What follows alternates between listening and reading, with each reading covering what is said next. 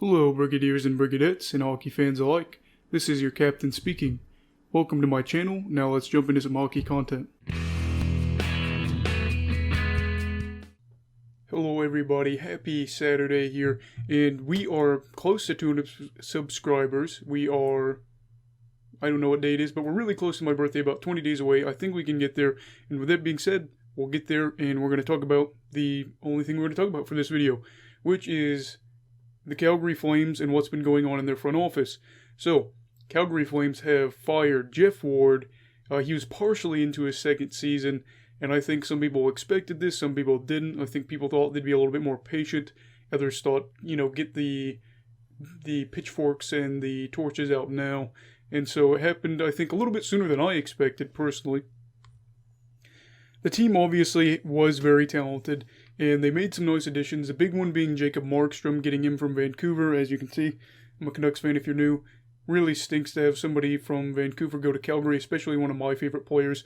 And that was supposed to be the big thing. They didn't have a goalie that was, young-ish, that could play for a while and be like in their prime, I guess you could say. Cam Talbot was a little bit older, and so they got Markstrom.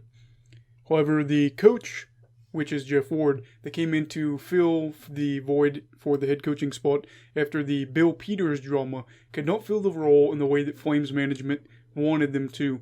And they decided to give him the axe after a 7-3 win. Ouch. Imagine winning a game and then them saying you're fired. Now, maybe they told him before. I don't know. But that just really was crazy. I was like, they fired him after a win. That's wild. Also, side note, the Senators' biggest success this season is going to be about how many coaches they get fired. They're already at 2. I think they can bag at least one more by the end of the season. We'll see if it happens. And then now we have the infamous head coach, Darryl Sutter, being rehired by the Calgary Flames for the second time. And I say that for people that are younger or maybe are new to the sport that don't know this. I'm younger as well, but I look at old games. I read about hockey and just stuff from the past. So if you're younger and you didn't know that, or if you're new to the sport, yes, Darryl Sutter, who is more known to be his head coach for the Los Angeles Kings, actually used to coach the Calgary Flames. He did it for 3 seasons. He was also a GM there for a pretty long time, too. Sutter is an Alberta native, and he is from Viking, Alberta. And from what I understand is he actually still lives in Alberta and has had a quiet life on his farm. Sutter coached the Flames, like we said, for 3 seasons, and the most infamous of this during his coaching tenure is him losing in Game 7 of the Stanley Cup Final, the 2004 Stanley Cup Finals against Tampa Bay. Sutter was also the GM, like we said, and after that 3-year mark where he was the GM and coach, he said that this was a little bit too much for me. I want to focus on just the GM thing. And he was there until 2010 when he resigned. Sutter, as a head coach, has a record of 107 wins, 73 losses, 15 ties, and 15 overtime losses. Yes, there was a point where they had ties. He then went on to coach the Kings for 6 years when, obviously, they had their greatest stretch. They won 2 Stanley Cup finals, and this was a really good era for the team. Now, apparently, Sutter got the itch to coach again, and I was listening on a podcast probably back in June or July, and in that podcast, let me fix this real quick. In that podcast, he said, "No, I don't think I want to come back to coaching. I love my life on the farm. Yeah, Alberta is obviously great, and I just want to, tend to my cows," basically was the memo. And I remember just saying liar, out loud. Something told me he was going to come back, and I think maybe he wouldn't have, but with him being in Alberta, him coaching Calgary, him being the GM of Calgary, there's a lot of unfinished business, and that's out of his mouth that he said there's unfinished business with his team, and probably regards to the 2004 Stanley Cup Finals. And I think that even though I don't really like the Flames, I'm just excited to see Darryl Sutter back behind the bench, coaching again.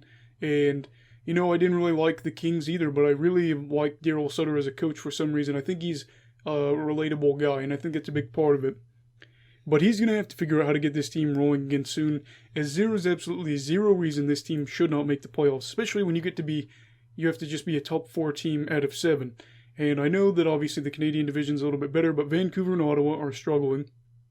The Senators especially. But, they do need to make the playoffs. And I don't think they're a contender by any means. But I do think they're absolutely a team that could break some brackets if they got hot. Especially with Markstrom at goalie and Johnny Gaudreau, where he can get really, really hot at times, they could absolutely be the team that sneaks into a Stanley Cup final. Maybe even wins it, I don't know. It's just one of those things that it'd take the right moment type deal. Now, if I was the Flames GM, I'd probably try to get some more scoring depth to help them out. And, especially for Darryl Sutter, I'd just say for the top guys like Johnny Gaudreau, let them run wild in transition and make sure everybody, especially the defensively skilled players, focus more on the defensive end. I don't know how this will go, and I don't know how long this is going to last. But in general, I do like the Darryl Sutter signing. I mean, right now they're an average team. Maybe they just needed a kick in the pants in order to develop and go farther and get more out of their players. So maybe Darryl can be that guy. I don't know. Let me know what you think down below. This is a relatively short video. And just let me know down below if you think this was a good signing, good hiring, bad hiring, down in the comments. If you are new, please make sure to subscribe. And if you liked the video, please make sure to like it as well. Everybody stay safe, have a great day, and stay away from COVID, alright? Goodbye, Brigadiers and Brigadettes, and hockey fans in general. This is your captain signing off. Have a great week.